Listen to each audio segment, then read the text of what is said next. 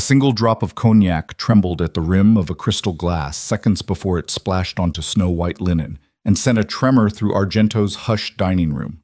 Victoria Kane, tech titan, and Table 8's most feared guest, had just finished eviscerating a young server for mispronouncing saucisson, her voice sharp enough to carve marble. The next moment, Jack Harper, once a high school history teacher, now a waiter, stepped from the shadows of the pass.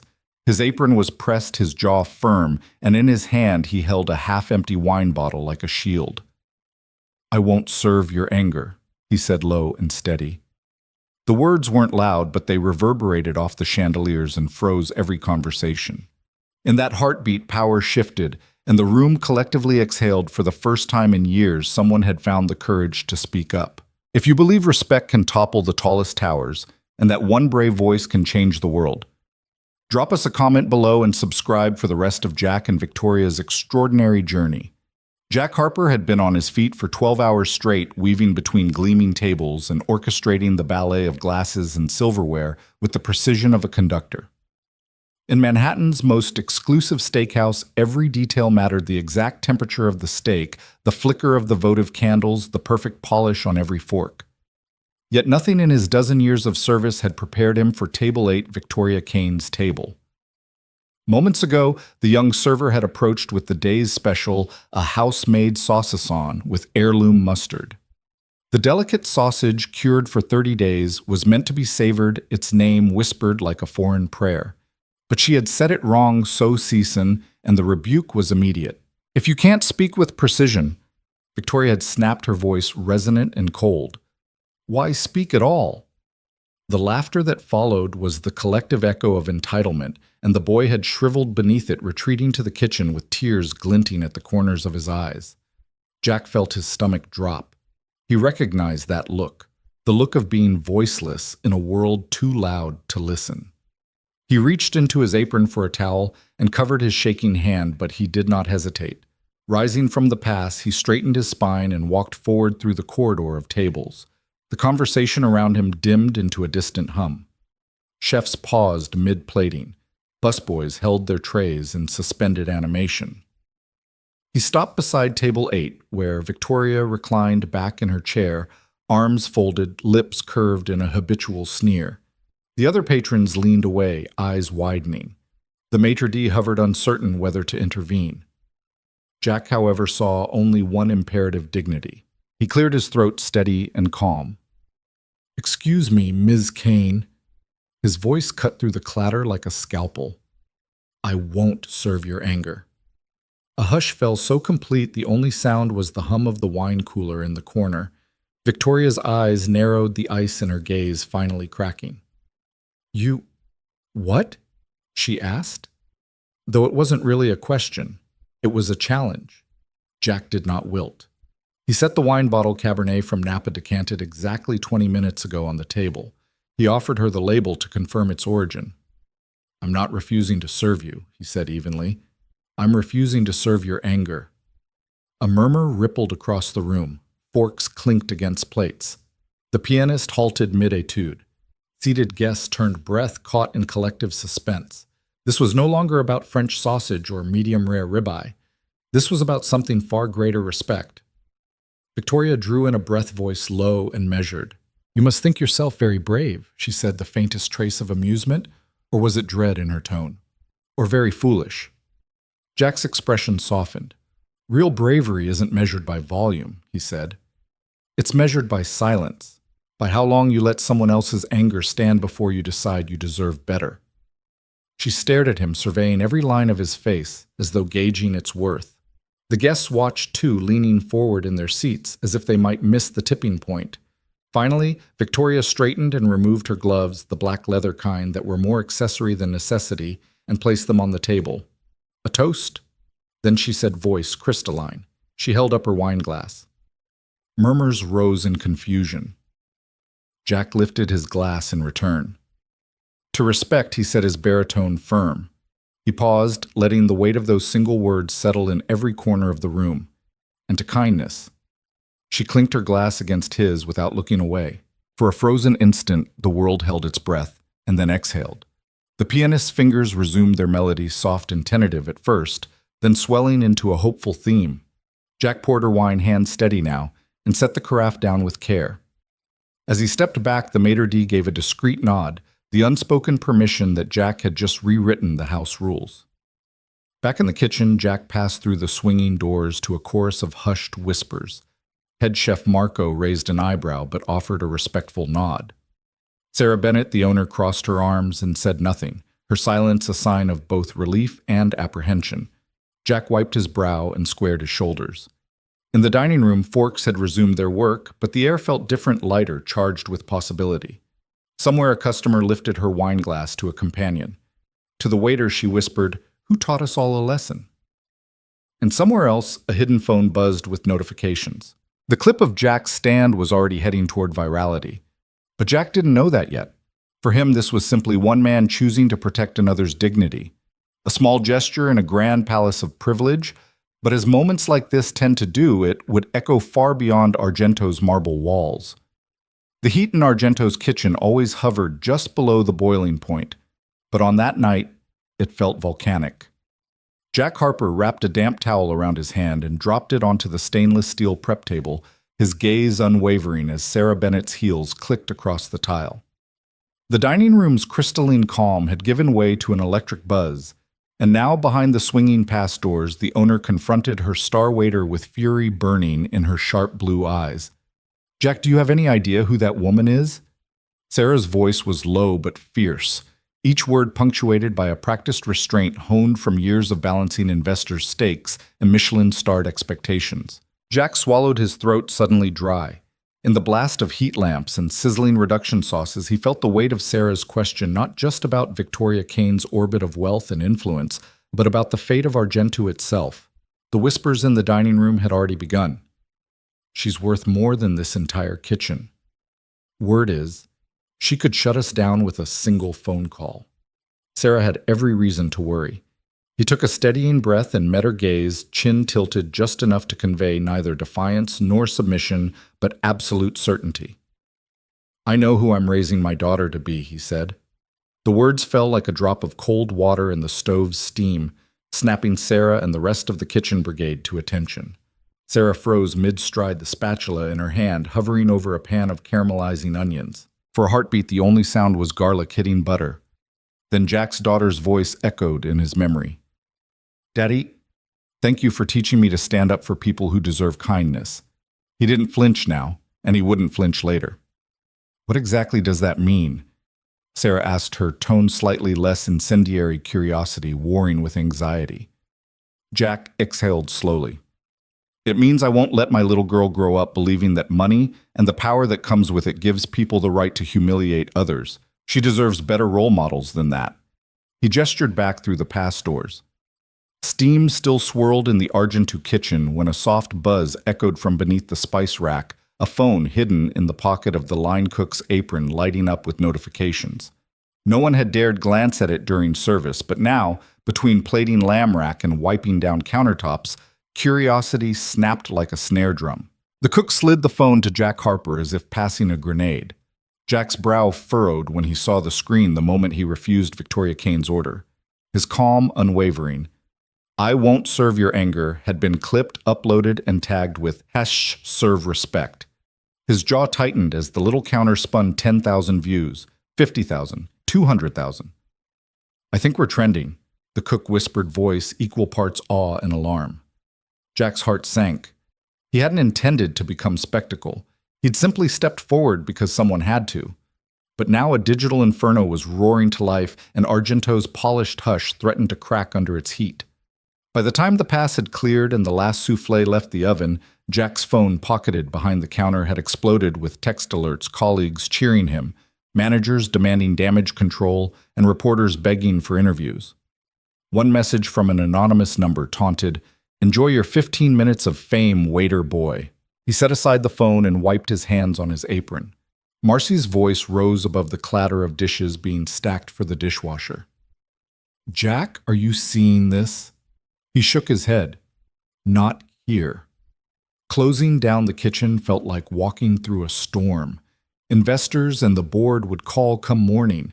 Headlines would blare about insubordination, property damages, and Yelp ratings in freefall, but all stars and fans and critics would fade. Come sunrise. Everything except the silent question that kept thumping in Jack's chest. Had he done right? His rooftop walk home cut through the hush of late-night Manhattan, neon signs winking against the dark. In his backpack, the solar system diorama, he and Mia had spent hours assembling glowing planets painted on styrofoam balls, papier-mâché rings. Cotton ball moons jostled gently, waiting for their 8-year-old astronomer to wake tomorrow. Jack pulled his coat tighter, lungs cold but clear. Up the narrow stairwell to their Brooklyn brownstone, laughter spilled from the apartment above, neighbors unwinding after dinner. His own front door opened to a warm little world, Mia's sneakers tossed haphazardly by the sink, a stack of mismatched bowls drying on a towel.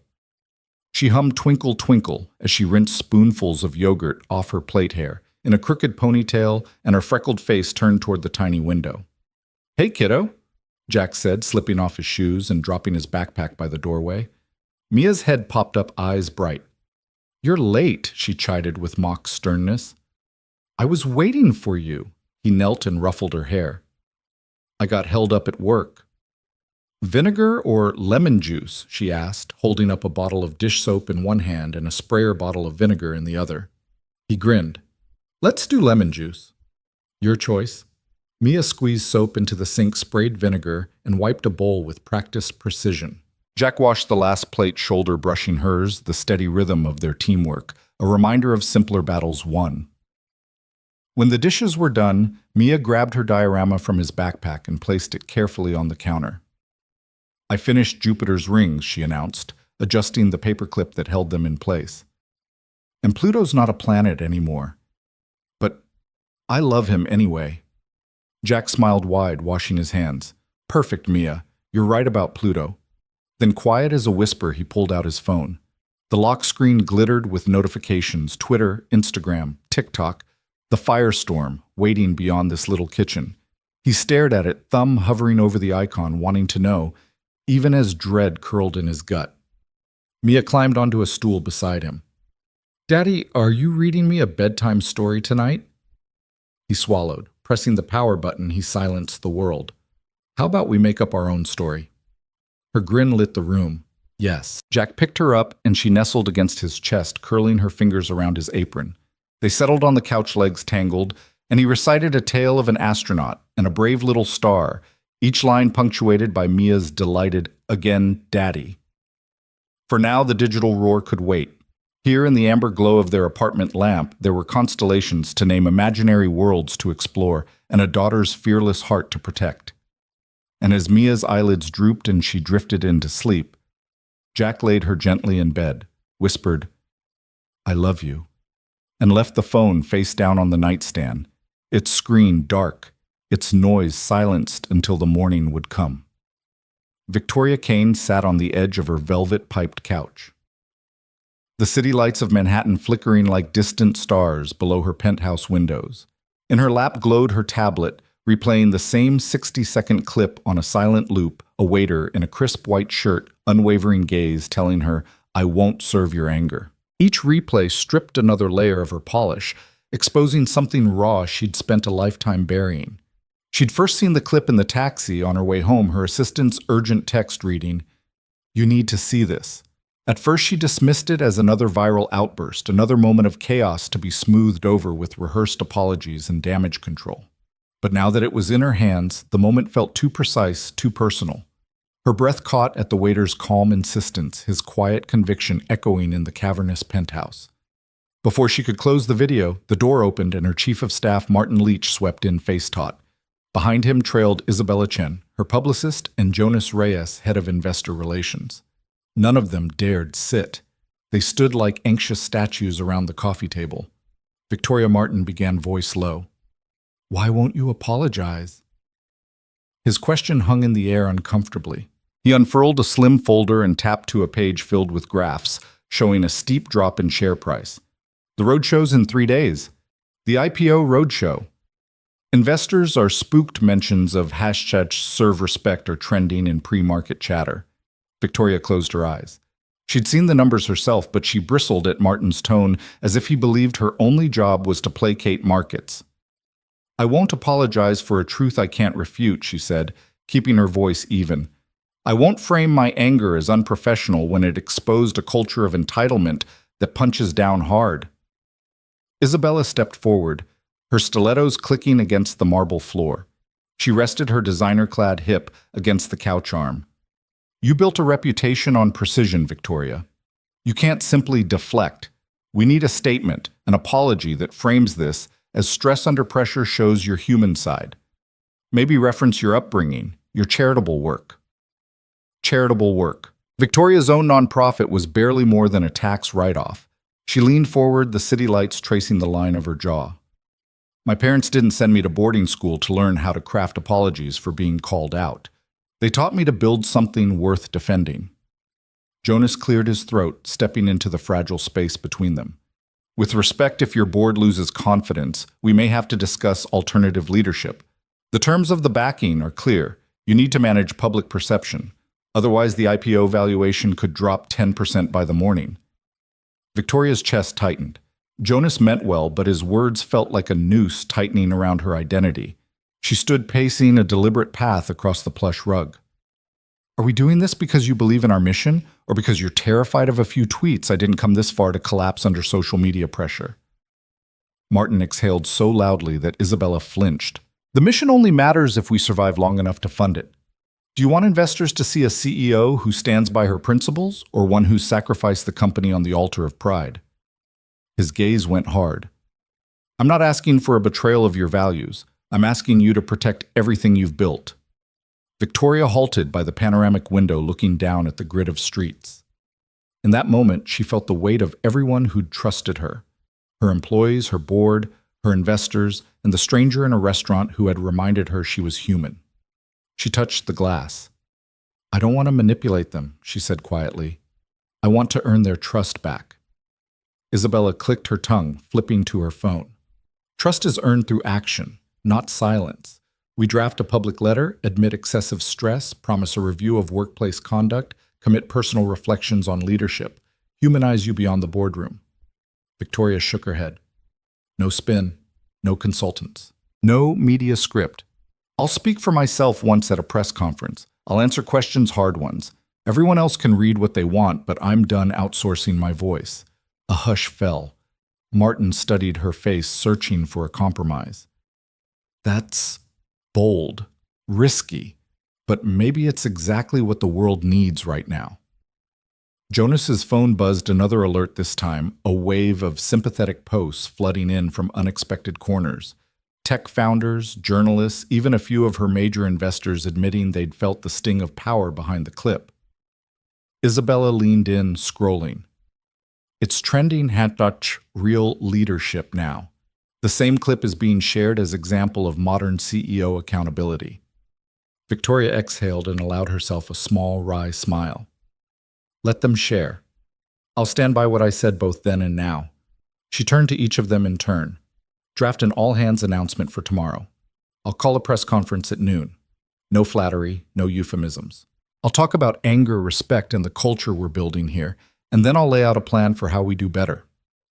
Isabella nodded, relief and fascination mingling in her gaze. "I'll prepare the talking points, but expect curveballs. The press will test your resolve."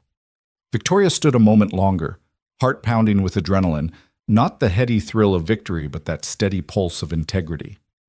"I'll take the questions. Let's show them leadership isn't a scripted act, it's a hard conversation." Jonas's face softened. "It takes courage to walk into that fire." She turned away from the window and faced them, her posture unyielding in the soft chandelier glow. "Then let's light it up." That night, Victoria stood alone in her marble-clad bathroom, the clip still paused on her smartphone's screen. She watched Jack Harper's steady hand, the shift in the restaurant's atmosphere, the hush that fell faster than any rally of applause. A knot of shame and gratitude twisted in her chest.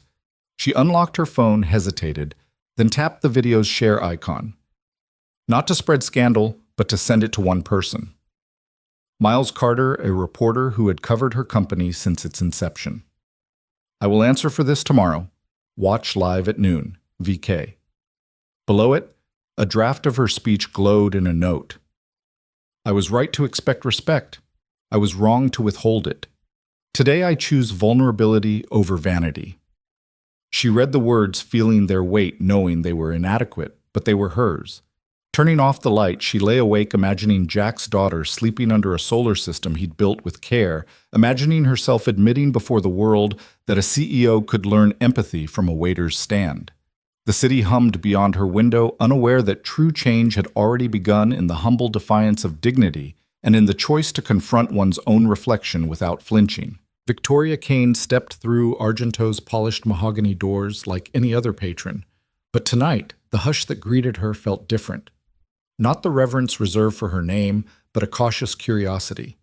She wore no designer gown, only a tailored black coat over a simple silk blouse and dark trousers. No flanking aides, no whispered introductions. Just her. The maitre d' paused mid-step, then inclined his head. "Miss Kane," he murmured, and led her through the candlelit expanse past tables where silverware gleamed like starlight to a quiet alcove near the back. Jack Harper stood at the threshold, apron replaced by a crisp white shirt and tie. His salt and pepper hair was neatly combed, his posture relaxed but alert, as if he'd been waiting all evening. When their eyes met, the tension from their first encounter melted into something softer, an unspoken agreement that this was neither a confrontation nor a performance, but an invitation. "Good evening," Jack said, voice low and warm. He gestured to the table set for two, the linen perfectly pressed, the flicker of a single taper casting dancing shadows on crystal and china. "Good evening," Victoria replied, slipping into her seat. She paused, letting the moment stretch. The distant hum of cutlery and muted conversation felt miles away, as though time itself had softened. Jack drew a bottle of red from a side table. "May I?" he asked, offering her the label. It was a modest vintage, a wine he'd recommended to her team months ago, a bottle she'd never had the chance to try. She nodded, and Jack poured the first glass with careful reverence, the dark liquid catching the candlelight like liquid garnet. They sipped in silence, each tasting more than tannins and oak. Victoria set her glass down and met his gaze. "Thank you for seeing me," she said quietly. Jack inclined his head. "Thank you for coming." He placed a salad before her, farmer's greens with shaved fennel citrus segments and toasted almonds. "I thought you might appreciate something light," he said. She nodded and took a delicate forkful. The crisp sweetness of grapefruit and the sharp bite of fennel seemed to unlock something, and Victoria exhaled softly. "You know," she began, her voice steady but intimate, "I've spent most of my life hiding behind precision, perfect pitches, flawless execution, measured responses. I built every fortress I could, convinced it protected me." But that night she paused, tracing the rim of her glass. "When you refused my anger, I felt those walls crack." Jack watched her expression open. "It wasn't anger I refused," he said. "It was disrespect. And I recognized the fear behind it." She studied his face, surprised at how gently he held her truth. "I've been running from fear forever," she confessed. "Fear of being seen as weak. Fear that if I lowered my guard, I'd be swept away by chaos." A tremor touched her voice. "But what I felt when you stood there, it wasn't fear. It was something I haven't allowed myself in years, relief." Jack laid down his napkin and leaned forward, eyes earnest. "You showed up tonight without an audience," he said. "That's bravery." Victoria managed a small smile. "And you showed up without flinching." She raised her glass and he touched his to hers in a gentle toast. To showing up.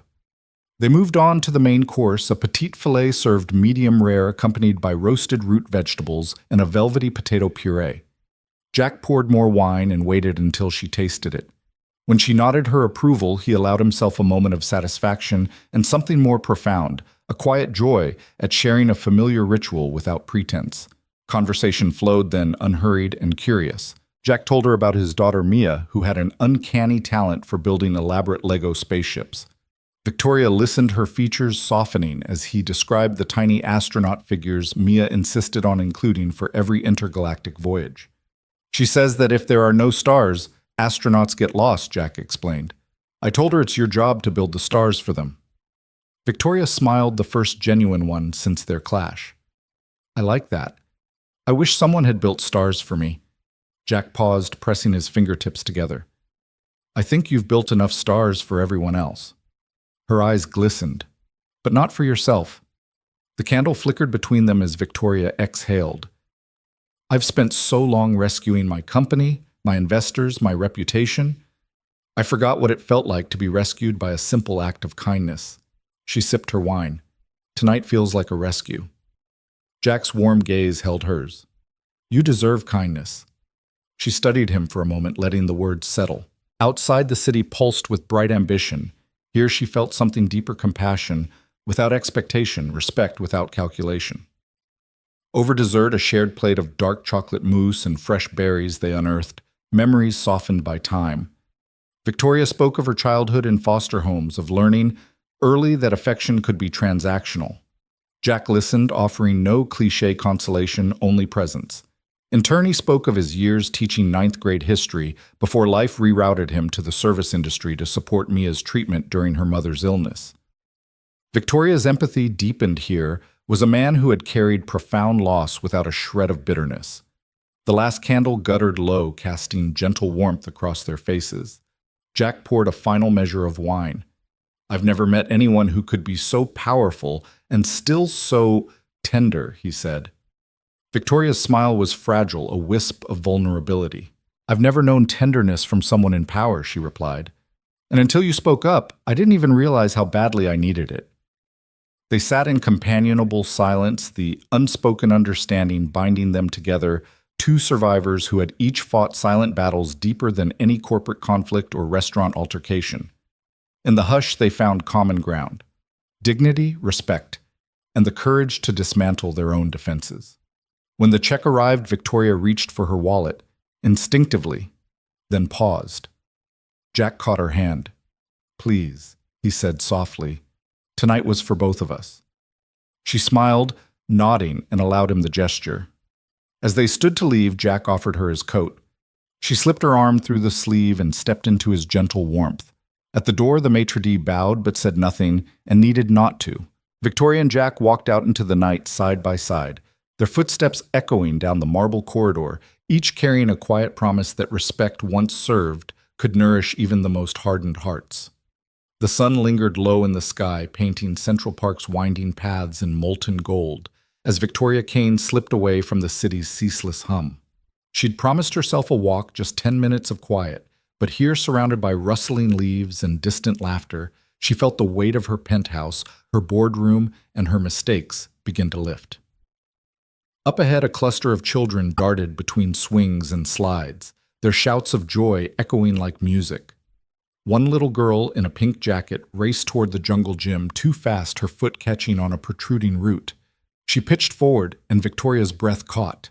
Without thinking, she hurdled a bench and reached the child's side in an instant. Victoria knelt, steadying the girl's trembling frame. Hey there, she said gently, brushing a strand of hair from the girl's forehead. You okay?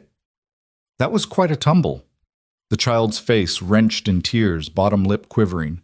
For a moment, Victoria allowed herself to be simply the woman with soft hands and kind eyes, a role she hadn't played in years. I've got you, she whispered, lifting the girl into her arms.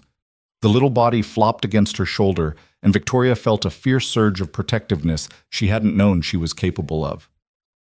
Victoria. A voice called out, crisp but warm. Jack Harper emerged from behind a grove of oaks, a brown paper grocery tote slung over his shoulder. He hurried forward, concern etched on his face. I thought I heard...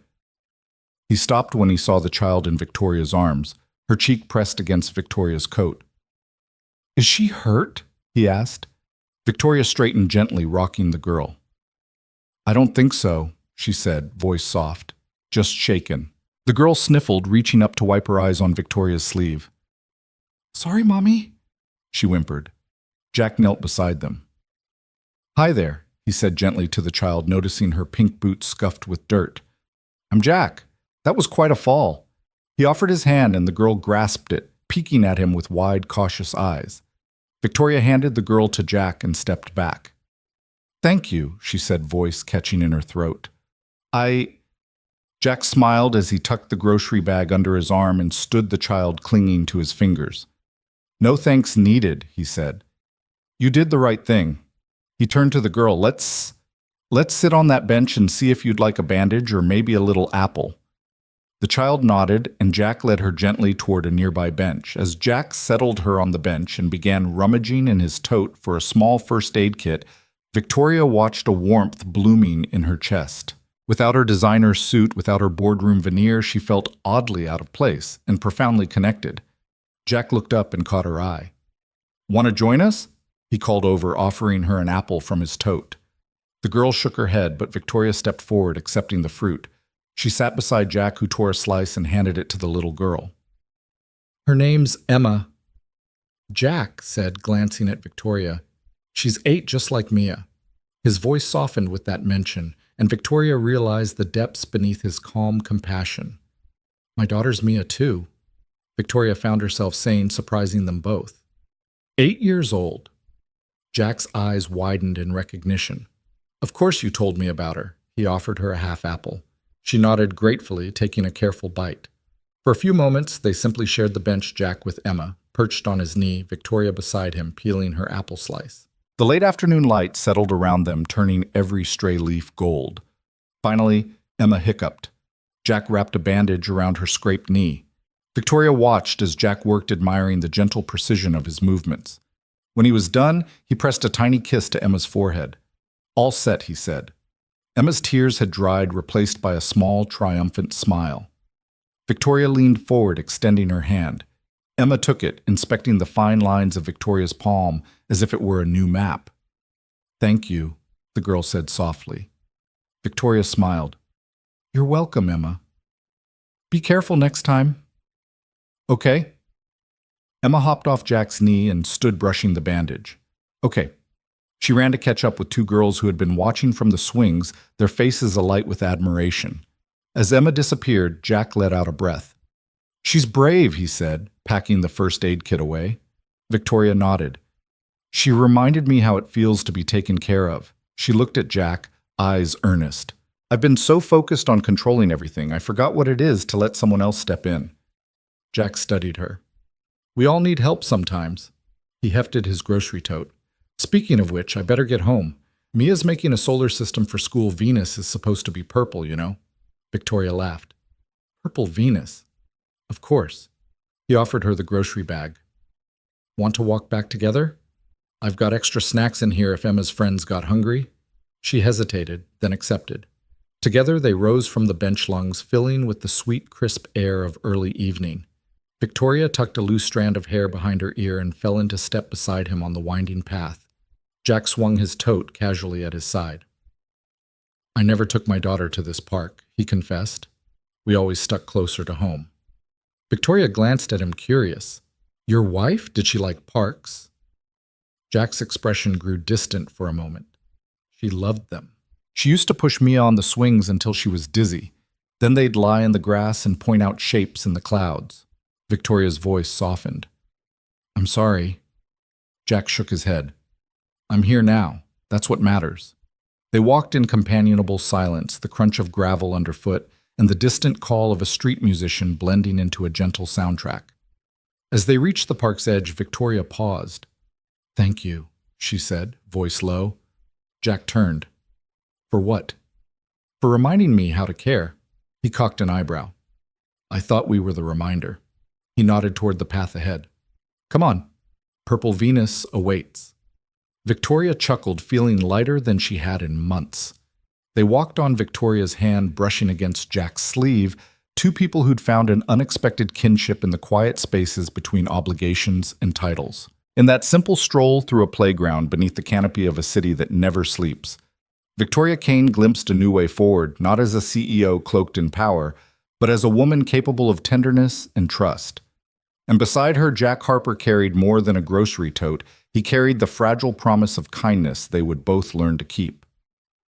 The smell of charred dough and melting cheese greeted Victoria Kane the moment she stepped through Jack Harper's front door. The little living room was wrapped in the glow of a cartoon marathon. Bright colors flickering across mismatched couches, and the table was already strewn with plates, napkins, and a slightly lopsided, smoke-scarred pizza freshly pulled from the oven. "Welcome to Pizza Night," Jack announced, balancing a fresh slice on a paper plate. He wore an apron speckled with sauce, and Mia Jack's 8-year-old daughter sat beside him in her pajamas, legs folded under her on the couch. Rule number 1, try at least one bite, even if it's blacker than a burnt offering. Victoria hesitated in the doorway, clutching her coat. The tension she carried from boardrooms and headlines felt out of place here among singed slices and cartoon sound effects. But Mia beamed at her eyes bright behind a wall of brown curls. "Come on, Ms. Kane," she urged in her sweet, unguarded way. "It's fun." Jack motioned to the plate in his hand. "I promise nothing will explode unless you count the look on your face." He handed Victoria the slice. She took it, smelling the tang of tomato sauce and charred crust. True to his word, the slice looked a little worse for wear, edges, blackened cheese congealed in odd patches. But it held a promise of warmth of home. Victoria sank onto the couch opposite Mia, raising an eyebrow. "Obligatory bite?" she asked, nodding at the slice. "Mandatory." Jack confirmed with mock solemnity. Victoria took a careful nibble. The crust crackled under her teeth, a smoky bite giving way to gooey cheese and sweet tart tomato. She closed her eyes for a moment, caught by a curious comfort. Jack grinned. Rule 2, no phones at the table. Mia's eyes danced. She plunged her hand into a bowl of popcorn and tossed a kernel at Jack. "You almost knocked over the TV with your phone," she teased, and Jack held up his hands in surrender. Victoria set her phone face down on a nearby end table. It felt like surrendering a shield she'd carried too long. The resistance hit her in a gentle rush, an odd relief. "Rule 3, Jack said, leaning forward. "You have to laugh at least once." Mia hopped off the couch and held out her hand. "Dance break," she declared, dragging Jack to his feet. He obliged, gyrating in a goofy circle to the tune on screen. Mia clapped, then looked at Victoria expectantly. The corners of Victoria's mouth trembled, and she tried to resist, but Mia's enthusiasm was contagious. With a half shrug, Victoria rose and joined the improvised dance, 2 quick steps a spin. It was clumsy and sweet, and for a split second she glimpsed herself as someone unburdened by titles or expectations. A genuine laugh burst from her lips, bright and real. "Success!" Jack announced, dropping back onto the couch. Mia flopped onto his lap, breathless. Victoria settled back, cheeks warm. They spent the next hour like that, sharing stories between slices. Mia talked about her school play, how she'd forgotten her lines and made up a song instead. Jack teased her about the song's questionable tune, and Victoria found herself laughing again, the sound unfamiliar but thrilling. At one point, Jack reached for the remote and switched to a cooking show. "Check this out," he said. "Even pros burn things sometimes." Victoria watched the chef's deliberate, confident hands ruin a perfect dish and then salvage it with laughter. She realized she'd spent decades striving for perfection, forgetting that mistakes could become moments of connection. Mia yawned, her eyelids heavy. Jack scooped her into his arms and carried her to the nearby armchair where she'd fallen asleep mid-laugh, the pizza sauce still smudged on her cheek. Jack's careful movements were tender. He didn't rush the moment. Victoria stood to help, brushing a stray curl from Mia's face. "She's exhausted," she murmured. Jack nodded. "Pizza night takes its toll." Victoria paused by the doorway as Jack set Mia gently on a pile of blankets. She looked at Jack, at the man who had taught his daughter to find joy in burnt crust and cartoon mishaps, and felt something shift inside her. It wasn't a boardroom win or a viral headline. It was a small, profound truth about belonging. Jack turned, catching her gaze. "Thank you," she said simply. He shrugged his warm smile, disarming. "For what?" "For letting me in," she whispered. He stepped closer, guiding her back to the now quiet living room. "You're always welcome at pizza night," he said. Victoria sank onto the couch again, eyeing the half-eaten slices. She picked one up and held it out to Jack. "Your turn," she said. He accepted it, and together they took a bite, 2 mismatched, imperfect people sharing a simple moment of connection. No subheadings, no bullet points, just 2 people learning that real strength lies in laughter, in burned edges, and in the courage to belong. And as the credits rolled on the cartoon, Victoria realized she'd never felt more at home. The conference room was colder than the ice bar at Argento, all glass and steel, and the soft hum of conditioned air. Victoria Kane's heels clicked against the polished floor as she took her seat at the head of the table. 10 faces greeted her board members, advisors, and half a dozen worried-looking investors whose furrowed brows spoke louder than any protest. The afternoon light slanted through floor-to-ceiling windows, painting streaks of gold across the uptown skyline. But inside, the mood was anything but bright. Margot Levine, her newest board member and former CFO of a major hedge fund, cleared her throat. Victoria, your viral incident has tanked our sentiment scores. We've had 2 major clients pause contracts and multiple analysts downgrade our outlook. You need to go public with a sincere apology crafted by PR delivered on camera. It's the only way to steady the ship. Victoria listened, pen untouched in her hand, as the room's tension coalesced around her like a storm cloud. Nick Haynes. Her VP of Operations exchanged anxious glances with the legal counsel. One by one, they tapped keyboards, shuffled papers, adjusted ties, agitated rituals of the corporate world. When Margot paused, Victoria's lips curved into a calm, deliberate smile that registered on no sentiment chart.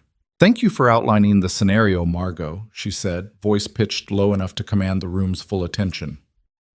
"But I'm not here for damage control."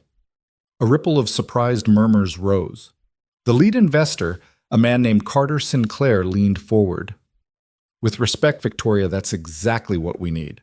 A course correction, a statement acknowledging poor judgment, and moving on." Victoria allowed her gaze to pass over each person at the table as though cataloging their doubt. Then she folded her hands on the sleek surface. "I understand the impulse," she began to package this into an apology tour, "but I refuse to lead with words that ring hollow. My rant in that steakhouse wasn't born from bravado. It was a breakdown of empathy in me that I can't pretend didn't happen." A frown flickered across Carter Sinclair's face. "So you won't apologize?" "I'll apologize," Victoria said, her tone sharpening, "but not in the way you prescribe. I won't stand in front of a camera reading a script designed to mollify headlines. Instead, I intend to rebuild trust, one human at a time." The room fell silent. A flush of outrage surfaced on Nick's cheeks. "Victoria, with all due respect," he said, voice tight, "that approach will take years. Our stock can't wait for a grassroots redemption." Victoria's eyes flashed. "It doesn't have to be slow or sentimental. It simply has to be authentic. Starting tomorrow, I'm personally visiting our top 10 clients, not to smooth feathers, but to listen. Then I'll be in our tech labs partnering with engineers to mentor the next generation. I'll spend 1 day a week in cities where our users live, attending community meetups we'll sponsor. I want to meet people where they actually are." Margot let out a short laugh. "A tour of handshakes and listening sessions. That sounds unstructured." Victoria leaned forward, meeting Margot's gaze squarely. "Unstructured isn't the same as ineffectual. People know a scripted statement when they hear it. What they don't know is the sincerity of showing up, of choosing to be present rather than protected by PR walls. Can we really claim leadership if we hide behind corporate spokespeople?" An uneasy shuffle greeted her words. "This is a tech company, not a nonprofit," Carter Sinclair intoned. "Perception drives valuation. You must appreciate the stakes." Victoria nodded. "I do. The stakes are high enough that I'm willing to risk perception for a chance at something more durable than a temporary sentiment bump. I built this company on solving real problems for real people. I won't abandon that mission for the fleeting comfort of a scripted apology." Nick cleared his throat. "Your bravery is admirable, but it might cost us the IPO." His voice softened on the last word, as though saying IPO aloud felt like uttering a fragile secret. Victoria gave him a steady look. "Our IPO won't mean much if the foundation we stand on is the illusion of leadership rather than its practice.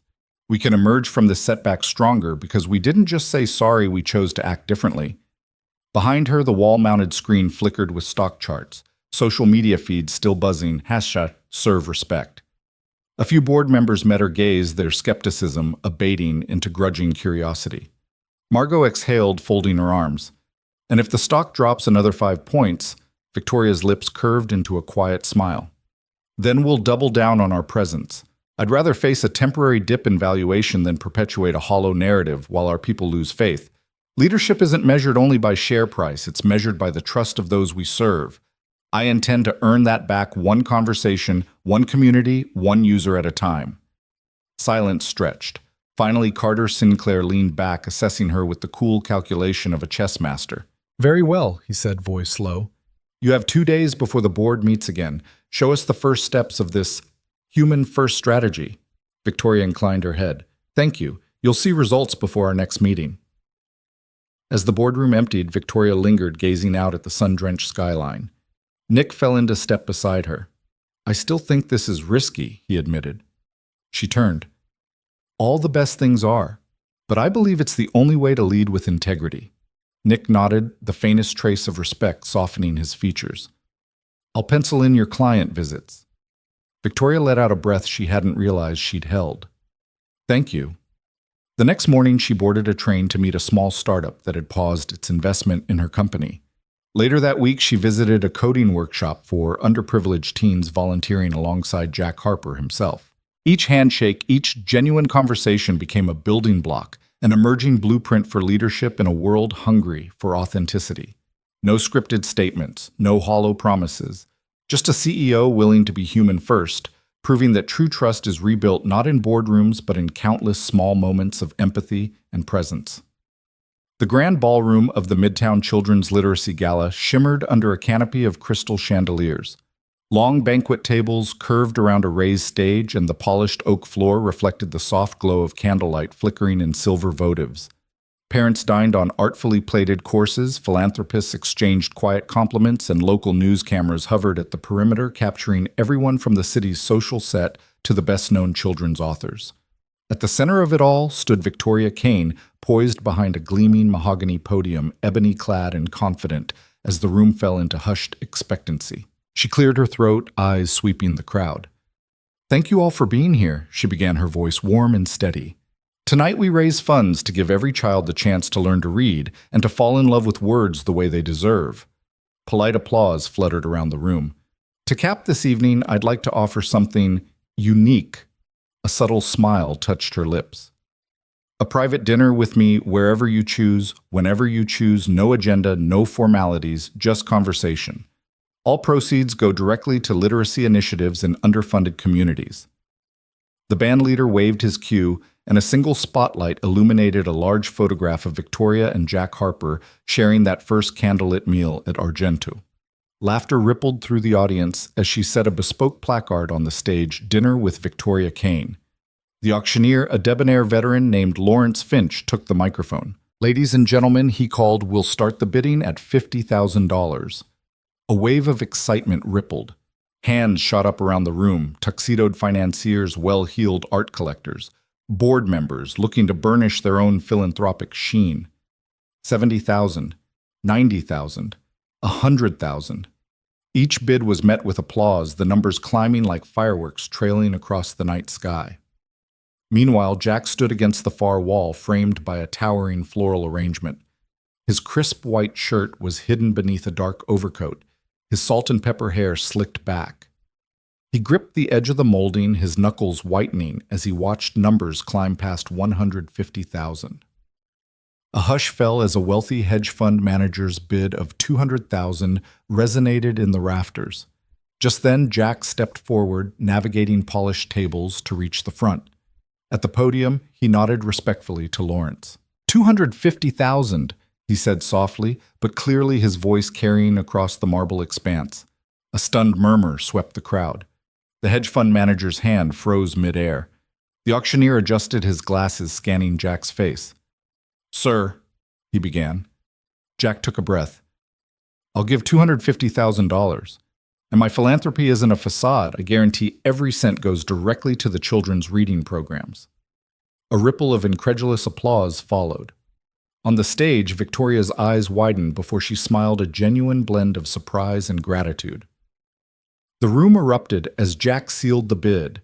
Cameras flashed, capturing the improbable moment, a waiter in plain clothes outbidding the city's wealthiest. Tears welled in the eyes of volunteers at the front table. Parents hugged their children. For a heartbeat, the veneer of high society cracked wide, replaced by a shared recognition of something real. After the applause died down, Victoria stepped up beside Jack. She offered her hand, and he accepted, raising it gently as the crowd cheered. Her voice broke the warmth. I am humbled, and I want everyone here to know your bid isn't just money. It's a stand for respect, dignity, and belief in every human story. She turned to Jack. Thank you for reminding us that genuine generosity isn't about photo ops or headlines. It comes from the heart. Jack nodded, swallowing a lump of emotion. He'd used the life insurance payout meant to secure his daughter Mia's future savings from his late wife's policy to make this moment possible. He'd never spoken of those savings aloud. Tonight, their silent sacrifice was finally given purpose. He whispered to Victoria, "I want to ensure that children whose parents can't afford books still grow up seeing stories as windows, not luxuries." Around them, guests wiped tears from their cheeks. Reporters jostled forward for a statement. Social media influencers live-streamed scenes of raw humanity. In that floodlight of attention, Jack and Victoria stood shoulder to shoulder, two strangers from different worlds bound by shared conviction. Later, as the gala wound down, volunteer teams collected checks, tallied totals, and scheduled book distributions. Outside, the night air was brisk, but inside, hearts were warmed by the promise of thousands of new readers. Jack slipped away with Victoria to a quiet corridor. She rested her hand on his arm, voice low and sincere. "You did this not for glory, but for kids." "I've never been prouder." Jack managed a weary smile. "I just couldn't let tonight be another charade. Nobody should ever have to bid for respect." Behind him, the grand doors closed against a surge of well-wishers and photographers, leaving them alone in that empty hallway, the echoes of the evening's triumph still vibrating in the marble walls. As they parted ways beneath the soft glow of an exit sign, Jack knew that his gesture had done more than raise funds. It had grounded a CEO's empathy, reminded a city that generosity is measured in moments of authenticity, and shown every child that respect and a good story was worth more than any price tag. He walked into the night, his faith in humanity renewed by the knowledge that sometimes the simplest act of kindness can change every life in the room. The morning headlines felt like cold rain. As Jack Harper turned on his phone over coffee at the diner counter, every screen was ablaze with the same accusation: Kane Harper PR plot exposed. Beneath the glossy photos of last night's gala, a tuxedoed Jack shaking hands with Victoria Kane. The bidding paddle still gleaming in his hand ran a tidal wave of skepticism. Blog posts conjectured that Jack was a paid actor, Victoria's generosity a carefully choreographed spectacle to resurrect her image. Even some local news anchors, their voices dripping with faux outrage, insisted the dinner had been nothing more than a stiletto-sharp stunt. Jack set his cup down, the ceramic clatter loud in the cramped kitchen. Behind the counter, Sarah Bennett wiped down the espresso machine, her brow tight with worry. "They've even dug up your old teaching credentials," she muttered, "saying you quit under mysterious circumstances." He shrugged, drained his coffee, and offered a half smile. Let them talk. But the whispers followed him through breakfast service, curling around tables like steam. Patrons shot sidelong glances. Some smiled encouragingly, but others watched him as if expecting him to break character at any moment. Jack moved through the dining room on autopilot, greeting regulars, plating omelets, clearing the table where a pair of suited investors hesitated to tip. He didn't read the stories, but he felt their heat the moment he clocked out. Back in the alley behind Argenta Victoria was waiting beside her sleek black sedan. No chauffeur, no entourage. Just her. Her expression was drawn, her eyes shadowed by sleepless nights. Jack paused, wiping his hands on his apron. "It's gotten worse," she said without preamble. He nodded. "The more real it was, the more they'll try to fake it." She closed her eyes as though bracing herself against a gust of wind. "I never wanted this. I wanted to do the right thing, not manufacture headlines." Jack studied her in the cold light of early afternoon. She looked smaller than he'd ever seen her, less the titan of industry, more the woman who once hid behind boardroom doors. "What matters isn't what they believe," he said, voice gentle. "It's what you believe." She swallowed. "I'm afraid," she admitted. "Afraid they'll smear me so badly I lose the chance to rebuild anything real. My board's calling for damage control, more scripted statements. Investors are threatening to pull out." Jack leaned against the car, hands folded. "So let them pull out. You started your company on grit and vision, not on tickers. You can't lead from a flashlight when you've got a sun inside you." Victoria looked at him, the hard lines of her face softening. "That was the worst of it," she whispered. "I forgot I had a son." A beat passed between them. only the distant hum of rush-hour traffic and the faint scent of roasting coffee from a nearby cafe. "Come with me," Jack said, lifting his chin toward the diner's back door. "Let's get out of the headlines for a bit." She followed him inside and they slipped into the storeroom behind the kitchen. Stacks of boxes, crates of produce, aging janitorial supplies crowded the cramped space. It smelled of onions and bleach, comforting in its mundanity. Jack closed the door. "This is where I hide when the world gets too loud," he said, leaning against a shelf. He reached into his apron pocket and brought out 2 paper-wrapped sandwiches. Egg salad. Victoria's lips twitched in what might have been the ghost of a smile. "Only if you still make it with too much mayo," she teased. He handed her the sandwich. Guilty. But this old recipe never fails. They sat on overturned crates unwrapping paper in silence. Each bite was a reminder that some things good sandwiches' quiet moments needed no certification. Victoria sighed. "I hate that you're caught up in my mess." He reached across the narrow aisle and took her hand. "You're not the only one under siege. I've been under siege since I told Victoria Kane I wouldn't serve her anger, but this feels different." She looked at him earnest and vulnerable. "Because you used your wife's insurance money at that auction?" He stiffened at the reminder of his late wife's policy and his silent sacrifice for the gala bid that night. He nodded. It was the only way to prove it wasn't a stunt. But now they'll spin even that. Victoria's gaze turned steady, resolute. "Then let them spin. I'll confirm every dollar to the charities, publish every bank statement, invite them to audit it. I'll stand in the light and show them what faith looks like when it's not for sale." Jack squeezed her hand. "That's the Victoria I respect." She exhaled as if unburdening years of expectation. "Promise me something," she asked, voice quiet. "Anything. Promise you'll stay through the chaos, through the headlines, if I keep choosing honesty over optics." He smiled a warm, slow smile that reached his eyes. "I've already promised that, whether you asked or not." They sat there in the storeroom, the world outside churning with rumors. But inside, 2 people leaned into the quiet, drawing strength from each other's conviction. In that unguarded moment, Jack realized that reputation was nothing without integrity. And Victoria discovered that vulnerability was the most potent form of leadership. They finished their sandwiches in companionable silence, the musty air of the storeroom, a sanctuary from the glare of publicity. When they emerged, daylight had softened into afternoon. They walked out together, 2 unlikely allies ready to face the storm once more, hand in hand, unwavering in their pursuit of something far more enduring than any headline. Jack Harper pushed open the scuffed glass door of Chapter 1, the Little Queen's Literacy Center he and Victoria Kane had dreamed into existence, and paused to take in the scene. Morning light slanted through mismatched curtains, dust motes dancing in its glow. Along the pale yellow walls, children's fingerprints formed a twisting mural of leaves and branches, 1020. 100 tiny prints in every hue of tempera paint.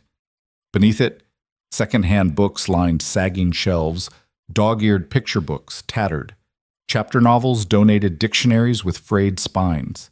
It wasn't fancy, it was home. Already families were trickling in. A pair of twin boys chased each other past the reading nook, giggling as they chased an over-enthusiastic dog owned by the center's part-time volunteer.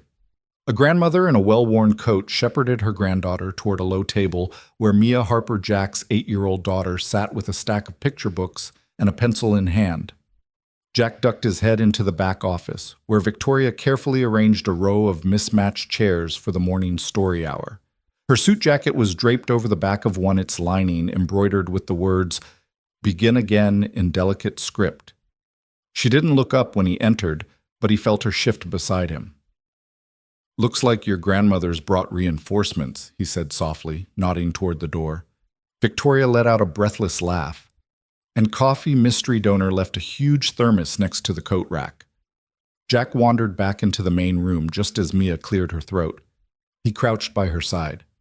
"Ready," he murmured. Mia looked up, her dark eyes bright with the seriousness of a child who knows her audience. "Yes. Today I'm reading The Little Engine That Could." She picked up the battered book, its title printed in curling letters across the cover.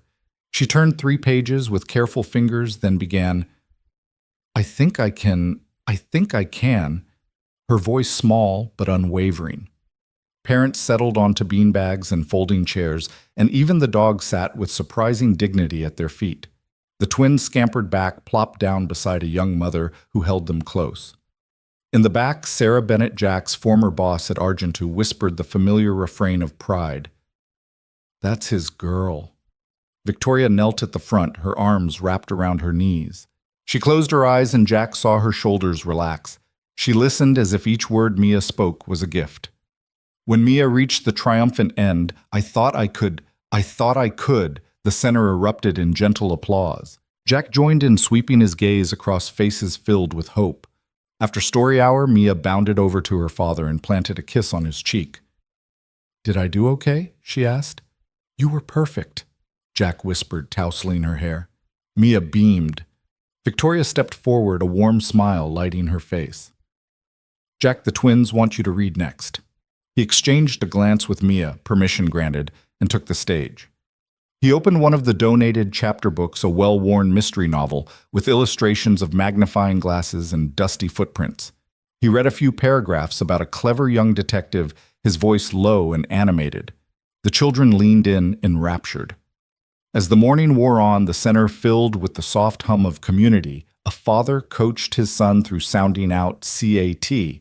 A grandmother sketched pictures in a coloring corner.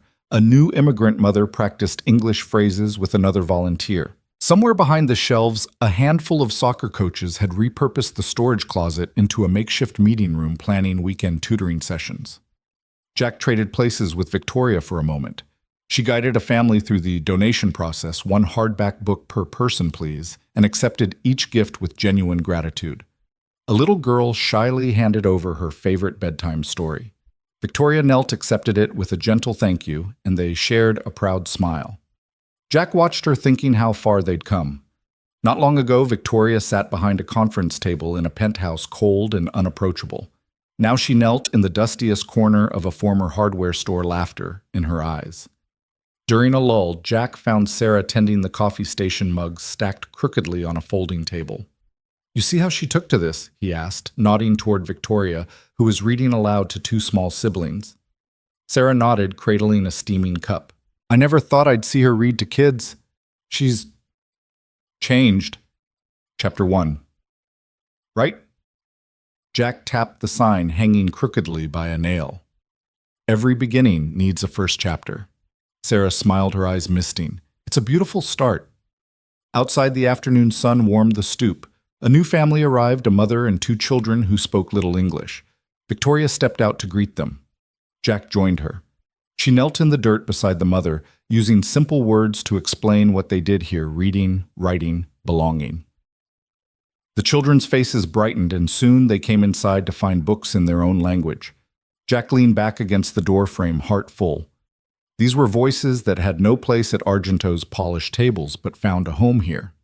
He glanced at Victoria, who rose and dusted off her jeans as she led the family inside. They moved through the center as equals, hand in hand, not CEO and waiter, but two people building something new. By late afternoon, the center emptied, save for a small circle of volunteers finishing cleanup. Jack and Victoria sat on the front step, sipping lukewarm coffee from chipped mugs. Mia lay on a blanket, curled up with a picture book already halfway to dreamland. The fingerprint mural glowed behind them in the fading light. Victoria sighed a slow, contented breath. "I didn't realize how much I'd missed this," she said quietly, leaning back on her elbows. The smell of old books, the sound of someone learning for the first time. Jack wrapped an arm around her shoulders. "This place needed you, and you needed this place." She leaned into him. "I'm starting to believe that." They sat in companionable silence, the everyday noise of the city softened by distance and purpose. As the sun dipped low, it painted the mural in warm golds and reds. Jack thought of how a single stand in a Manhattan steakhouse had set all this in motion, how courage can echo far beyond the moment it's spoken. Mia stirred on the blanket and lifted her head. "Daddy, can we read one more story tomorrow?" she asked sleepily. Jack smiled and kissed her forehead. "Every day, kiddo, every single day." Victoria reached down to tousle Mia's hair. "And I'll be there too, I promise." Mia closed her eyes, comforted by the promise. Jack took a last look at Chapter 1, at the fingerprints, the books, the scattered crayons on the floor, and felt a surge of pride. They had stripped away the trappings of titles and accolades to find something far more precious, a community bound by respect, kindness, and second chances. As the evening shadows lengthened, Jack and Victoria rose and locked the front door behind them. They walked off the stoop side by side, their steps light, their hearts certain. Chapter 1 wasn't just a name, it was a beginning of hope, of healing, and of lives rebuilt one page at a time. Sunlight filtered through the large front windows of Chapter 1, painting the mismatched chairs and weathered bookshelves in a soft glow. Children's laughter drifted in from the playground outside, where dozens of tiny graduates. Former Chapter 1 students bounded across the blacktop, clutching crayons and worksheets like victory flags. Inside, volunteers bustled, setting up folding tables draped in white cloth upon which lay trays of simple refreshments, lemonade in mason jars, homemade cookies, and fruit skewers. Jack Harper stood at the center of the room, heart pounding with anticipation.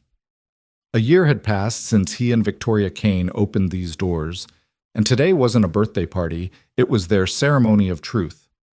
Every inch of the room bore witness to the year's journey, the fingerprint mural stretching across one wall, each print a promise. The low bookshelf groaning under donated tomes, the well-worn Chapter 1 sign still hanging crookedly above the entry. 10 minutes, Jack murmured, checking his watch.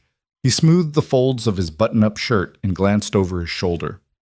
Victoria stood near the tapestry frame, dark hair pinned back, wearing her simple silver phoenix pin, the symbol he had given her just weeks after the center's opening. Her eyes met his bright with 1,000 unspoken memories. He caught Victoria's hand as the final families trickled in, single parents in work uniforms. Grandmothers with shopping bags slung over their shoulders. Children in hand-me-down jackets paused at the doorway. They all found seats facing the blank tapestry canvas that would soon be their collective testament. Marcy, their steadfast volunteer and former manager, tapped Jack lightly on the shoulder. "Everyone's here," she whispered. Jack nodded, taking a deep breath. He stepped forward, shaped his resolve into steady calm, and raised one hand to call the room to order. The murmurs settled, and the scattered clatter of chairs ceased like ripples fading from a pond. "Welcome, everyone." Jack began, voice warm yet unwavering. "A year ago, our walls were bare, our shelves empty. Most of us didn't even know where to start. But we made a promise to show up. Every day, through mess and mistake, through triumph and tumble, we showed up." Soft applause greeted him. He let it die down, letting the weight of the word "show up" settle in the hush. Then he turned toward Victoria, extending a small black velvet box. "Victoria Kane," he said, his voice firm with gratitude and awe, "you believed in this center before it had a single child's smile inside it. You risked everything, your title, your comfort, to build something real." He opened the box to reveal a delicate pin in the shape of a rising phoenix, its wings curved in mid-flame. "For you, a symbol of rebirth through courage." Victoria's breath caught. She reached out with trembling fingers to accept the pin, the metal cool against her skin. As Jack fastened it to her lapel, the room seemed to exhale in unison. Victoria's eyes shone with tears. "Thank you, Jack," she said, voice thick. She stepped forward and with careful hands slipped another gift onto him, a hand-stitched belt in deep midnight blue, its leather center embossed with the words, "Honor through healing." It was a belt unlike any martial arts ribbon, no rank, no hierarchy, just a circlet of respect and compassion. Jack slid it around his waist, pulling the laces snug.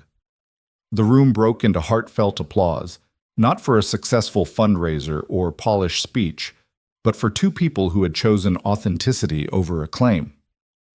Victoria cleared her throat and Jack fell silent. She motioned toward the tapestry. Marcy pulled back the cloth to reveal a canvas already dotted with dozens of colored handprints, tiny fingers and adult palms pressed into paint, each marked with names and promises. "I will listen. I will forgive. I will not walk away." Adjacent were vows scrawled in bright marker. "I show up even if I'm scared. I choose kindness over fear. I will read to you." Victoria's voice, steady now, carried across the room. "This tapestry is our living record. It isn't about perfection, but presence. Every print here represents a moment someone chose community over comfort. And that right there, that is our greatest achievement. A hush fell as families traced their hands over the prints. A grandmother bent down to show her grandson where he'd added his green handprint months ago. Across the room, a teenager in a volunteer shirt traced his own silhouette, a shadow no longer anonymous. Jack spotted Mia shyly pressing her small palm next to her father's, her eyes shining with quiet pride. Tears glistened in more than a few eyes. No politicians had spoken here, no corporate logos glared from the walls. This was raw humanity, a celebration of simple promises kept. Jack stepped forward again. Thank you all for trusting this space with your stories, for believing that respect can rebuild worlds. He scanned the faces that had once felt lost and now brimmed with possibility. Our work isn't done. Every day is a new beginning, but today we honor how far we've come and the courage it took to begin again. As the final echoes of his words faded, the children in the back rushed forward, reaching out to press fresh handprints beside the older ones. Volunteers passed out paint laughter, skipping across the floor. Parents helped toddlers dip fingers, wiping them carefully and guiding them to the canvas. Each new print added to the tapestry's vibrant story. Victoria and Jack stood side by side, watching. No need for grand speeches, this was celebration enough. They held hands, hearts beating in unison, because they knew that every handprint, every promise was proof respect and compassion could spark transformation far beyond a single room. When the sun dipped low, streaking the mural with golden light, the ceremony of truth drew to a close. No certificates were issued, no titles were reclaimed. But as families drifted into the joyful chaos of paint-smeared palms and heartfelt embraces. Chapter 1 lived up to its name. The first chapter of a story written by courage, kindness, and the unwavering decision to show up day after day, inked in color, bound by the simple power of a hand extended.